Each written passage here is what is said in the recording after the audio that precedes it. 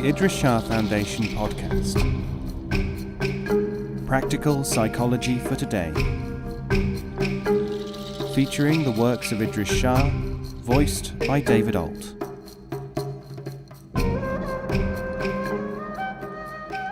Welcome to the Idries Shah Foundation podcast. In this edition of the podcast, we will hear selections from The Sufis by Idries Shah. This audio has been made available by the Idries Shah Foundation. Sheikh Sadi of Shiraz. He who sleeps on the road will lose either his hat or his head. Nizami, Treasury of Mysteries. The Gulistan, Rose Garden, and Bustan, Orchard, of Sadi of Shiraz, 1184-1291, are two classics of Sufism which provide the moral and ethical basis of the reading of millions in India, Persia, Pakistan, Afghanistan, and Central Asia. Sadi was at times a wandering dervish, was captured by the Crusaders and made to dig ditches until ransomed, visited the centres of learning of the East, and wrote poetry and literature which has not been surpassed. He was educated in Baghdad at the great college founded by Nizam, the friend of Khayyam, and minister of court of the Shah. His affiliation was with the Naqshbandi order of Sufis, and he was closely associated with Sheikh Shahabuddin Suhrawardi, the founder of the Suhrawardi school, and also Najmuddin Kubra, the pillar of the age, one of the greatest Sufis of all time. Sadi's influence upon European literature is acknowledgedly very considerable. He is one of the group whose writings gave substance to the Gesta Romanorum, sourcebook for many Western legends and allegories. Scholars have traced many of Sadi's influences in literature, such as that of Germany. Translations of his works are first found in the West in the 17th century. Like most other Sufi work, however, the interior meaning of Sadi is hardly known at all through his literary interpreters. A typical comment by a recent commentator shows this clearly. It is not so much an opinion of Sadi as an indication of the mind of the author.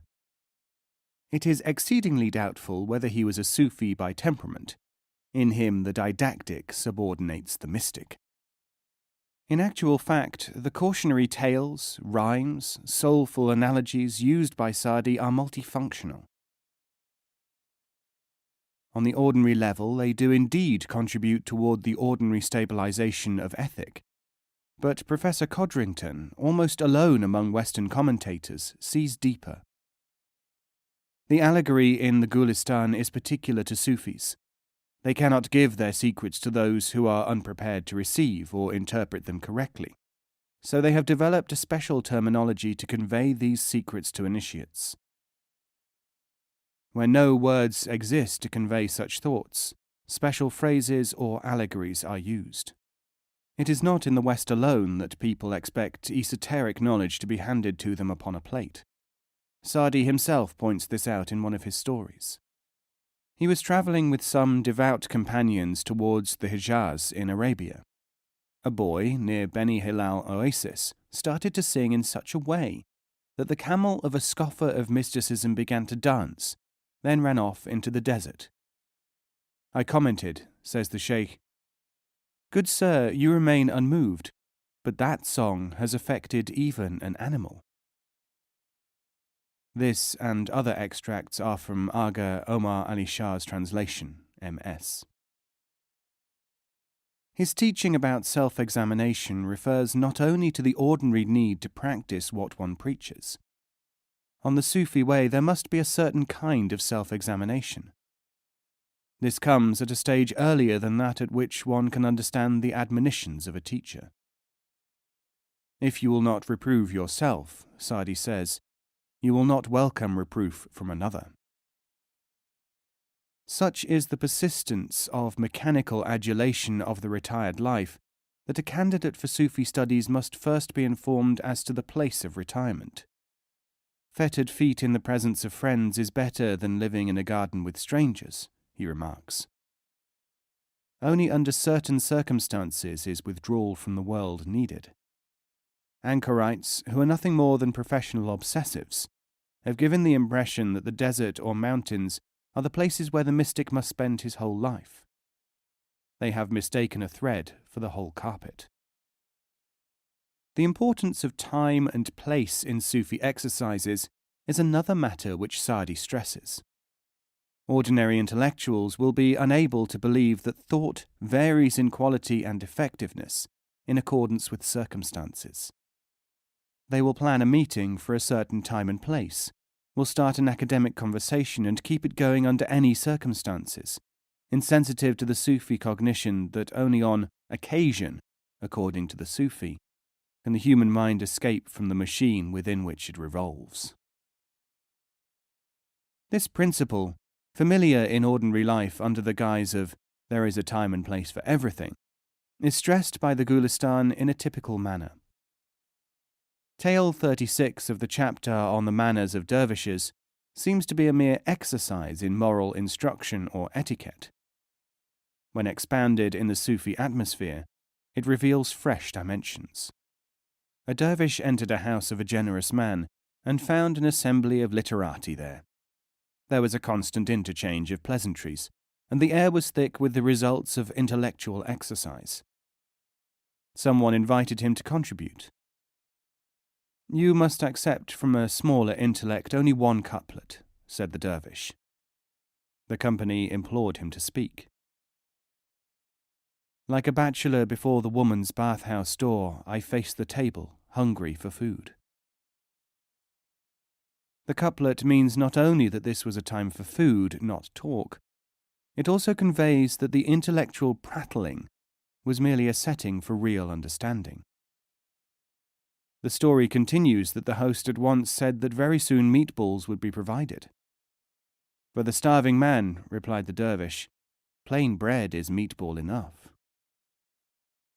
Those who are impatient to learn without knowing that they are not fitted for learning Sufism in their crude state are often reprimanded by the Gulistan in stories and poetry. "How can the sleeper arouse the sleeper?" Sa'di asks in a familiar Sufi phrase. While it may be true that a man's actions should accord with his words, it is also most true that the observer himself must be in a position to assess these actions. Most people are not. A conference of the wise is like the bazaar of the cloth sellers. In the latter place you cannot take away anything unless you pay money. In the former you can only carry away that for which you have the capacity. Many a learned man is destroyed by ignorance and the learning which is of no use to him. Hadrat Ahmed ibn Masud, the Sufi. The selfishness of the would-be disciple in seeking his own development and interests is another subject that is stressed among the Sufis. A balance has to be struck between wanting something for oneself and wanting it for the community as well. The link between the Sufis and the Brethren of Sincerity, hardly noticed by outside observers, is stressed in Sa'di's section on this problem. The Brethren were a society of savants who prepared recensions of available knowledge and published them anonymously in the cause of education, none desirous of increasing his own repute through this dedication. Because they were a secret society, little was known about them. Because sincerity is associated with the Sufis, Sufi teachers were often asked about them. Sa'di gives this lesson about the mysterious Brethren in Tale 43. A wise man was asked about the Brethren of Sincerity. He said, "Even the least among them honors the wishes of his companions above his own. As the wise say, a man engrossed in himself is neither brother nor kinsman." The place won by the Gulistan as a book of moral uplift invariably given to the literate young has had the effect of establishing a basic Sufic potential in the minds of its readers. Sa'di is read and enjoyed because of his thoughts, his poems, the entertainment value of his books. In later years, when he comes to be affiliated to a Sufi teaching school, the inner dimensions of the tales can be revealed to the student. he has something upon which to build. This preparatory material is almost non-existent in other cultures. Secrets revealed prematurely, and there are some in Sufism which can actually be communicated without the whole of the teaching, can cause more harm than good. Unless the recipient is prepared, he can misuse the power of which the Sufis are guardians. Sa'di explains this in a story which, overtly, is little more than the amplification of a well-worn proverb. A man had an ugly daughter. He married her to a blind man because nobody else would have her. A doctor offered to restore the blind man's sight, but the father would not allow him, for fear that he would divorce his daughter. The husband of an ugly woman, concludes Sa'di, is best blind. Generosity and liberality are two of the important factors which, when applied energetically and correctly, go to prepare the candidate for Sufihood. When it is said, "You get nothing free," there is very much more to it than that. The manner of giving, the thing which is given, the effect of the giving upon the individual, these are the factors which determine the progress of the Sufi. There is a strong link between the concept of persistence and bravery with that of liberality. In ordinary discipleship, as known in other systems, where the inner understanding of the mechanism of progress is in disarray, the disciple will think in terms of struggle. He gets nothing without struggle, he thinks, and he is encouraged to think in this way. But Sa'di pinpoints the problems in one of his smaller aphorisms. A person, he says, went to a sage and asked whether it was better to be valorous or liberal. He answered, "He who is liberal does not have to be valorous." This is a most important aspect of Sufi training. It will also be noticed that the form in which the teaching is couched gives Sa'di the extra possibility of pointing out, through the mouth of the sage, that questions put in a certain way, either or, are not necessarily to be answered in that way. In his chapter on the advantages of contentment, Sa'di conceals Sufi teachings in several stories, which are seemingly aimed at those who do not exercise correct etiquette. A number of dervishes, reduced to an extremity of hunger, wanted to accept some food from an evil man, known for his liberality. Sa'di himself advises them in a famous poem, "The lion does not eat the dog's leavings, though he die of hunger in his lair. Resign your bodies to starvation. Do not beg the base for favours." The way and position in which this story is given shows to the Sufi that Sa'di is warning against the dervish following any attractive creed outside of his own, while he is in a period of trial consequent upon his Sufi dedication. The real Sufi has something within him which cannot be reduced in value by association with lesser men. Sa'di has made this theme most attractive in one of his elegant moral tales, showing where real dignity resides. A king was hunting in a wilderness with some courtiers when it became very cold. He announced that they would sleep in a peasant's hovel until morning. The courtiers insisted that the monarch's dignity would suffer if he were to enter such a place. The peasant, however, said, "It is not your majesty who will lose, but I who will gain in dignity from being so honoured." The peasant received a robe of honour.